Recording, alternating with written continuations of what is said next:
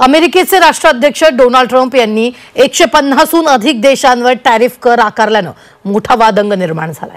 याचा फटका फक्त टॅरिफ लागलेल्या देशांनाच नाही तर खुद्द अमेरिकेला बसतोय। या सर्वसामान्य अमेरिकन नागरिकांसह अब्जा देशांनाही फटका बसलेला आहे। ट्रम्प यांच्या टॅरिफ अस्त्राने कसा विध्वंस सुरू केलाय जाणून घेऊयात या रिपोर्टमधून।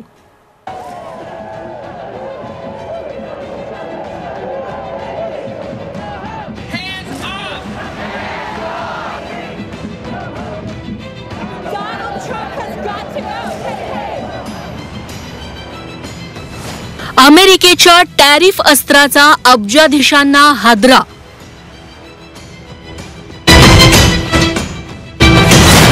ट्रम्प यांच्या निर्णयांविरोधात अमेरिकन रस्त्यावर।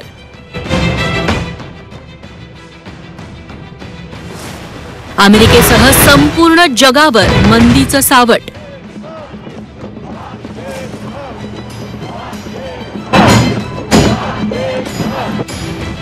अमेरिकेचे राष्ट्राध्यक्ष डोनाल्ड ट्रम्प यांनी विविध देशांवर टॅरिफ अर्थात व्यापारी कर लादलाय।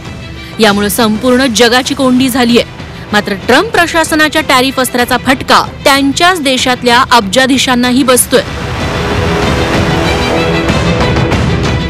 वाढवलेल्या आयात करामुळे शेअर बाजार कोसळले। या जगातील 500 श्रीमंत व्यक्तींनी एकाच दिवसात अब्जावधी रुपये गमावले। ट्रम्प यांचे अत्यंत जवळचे सहकारी आणि त्यांच्या मंत्रिमंडळातील प्रमुख मंत्री टेस्लाचे सीईओ एलॉन मस्क यांच्या संपत्तीत सर्वाधिक 19.9 अब्ज डॉलर्स म्हणजेच तब्बल 1,70,000 कोटींची घट झाली आहे। त्या खालोखाल शेअर बाजार गडगडल्यानं अमेरिकेचे उद्योजक मार्क झुकरबर्ग यांचं 9.44 अब्ज डॉलर म्हणजेच 80,700 कोटी रुपयांचं नुकसान झालंय। जेफ बेझोस यांचं 64,900 कोटी तर बिल गेट्स यांचं 55,900 कोटी रुपयांचं नुकसान झालंय।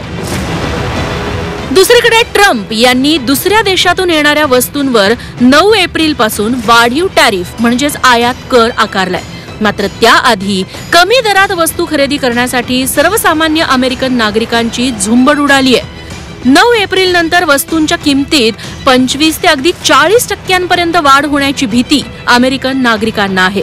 त्यामुळे कमी दरात आत्ताच खरेदीसाठी नागरिकांनी दुकानात तोबा गर्दी केली आहे। अगदी दुकानदारही कमी किमतीत मिळणाऱ्या वस्तूंचा साठा करण्याच्या मागे लागले। वाहनं, इलेक्ट्रॉनिक वस्तू आणि मोबाईल खरेदीसाठी अमेरिकन नागरिक गर्दी करतायत। अमेरिकेनं चीनी उत्पादनांवर तब्बल 54% टॅरिफ कर आकारलाय। त्यामुळे आत्ताच चीनी वस्तू खरेदीसाठी ग्राहक प्राधान्य देताना दिसतायत।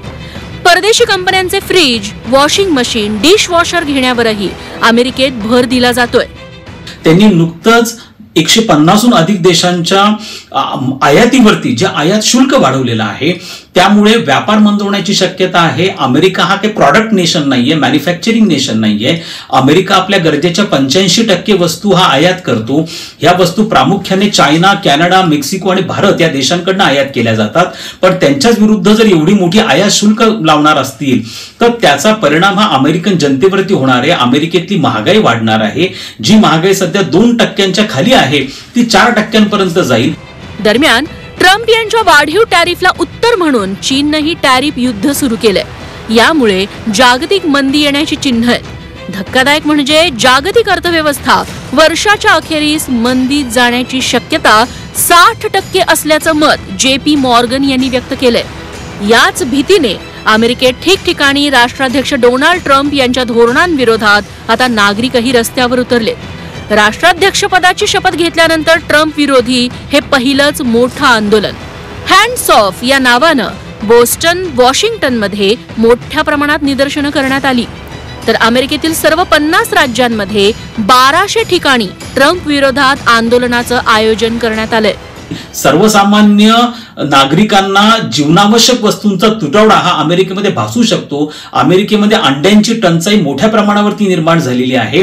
येत्या काळामध्ये अनेक अन्नधान्यांपासून तर भाजीपाल्यांपर्यंत अशा अनेक गोष्टींचा तुटवडा हा निर्माण होऊ शकतो। त्यामुळे स्वाभाविकपणे जनता रस्त्यावरती आली आणि तिने डोनाल्ड ट्रम्प आणि एलॉन मस्क यांच्या विरोधामध्ये घोषणा द्यायला सुरुवात केली।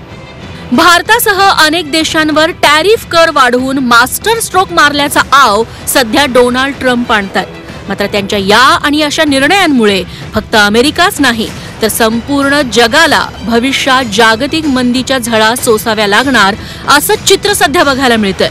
त्यामुळे ट्रम्प यांच्या एककली निर्णयाचे भोग संपूर्ण जगाला भोगावे लागणार आहेत. ब्युरो रिपोर्ट, झी 24 तास.